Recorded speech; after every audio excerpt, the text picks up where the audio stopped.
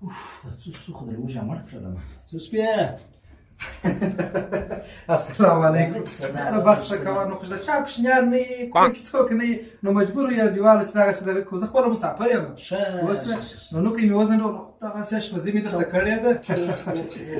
نه دا دې څوک نشته نو واجره ته زه خپله مسافر یم کوچنیان مې نشته نو څوک نه یې په کور کې مجبوره یې چې اشپزي به مو خپله کوې وروره کار به مو خپله کوې بسم الله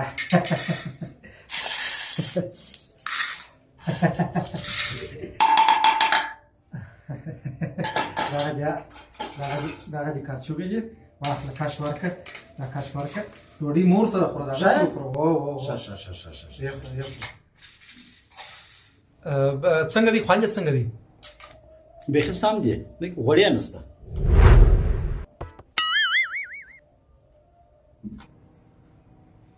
خوند کوي او ما خپله پخ کړي دي غوړ خو خپله خو مالګه کمه ده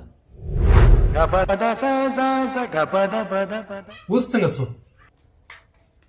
بیخي خوندور دي لیکن مرچک یې کم دي اوس نو خوند سم سو اوس څنګه دي خوند یې بیخي سم دي سره مرچک یې کم دي اوس څنګه دي نه دي سم بیخي خوندور دي نسواري مرچک یې کم دي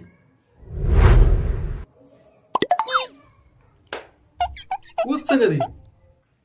بیخي خوندور دي نه کې تور چای سم سو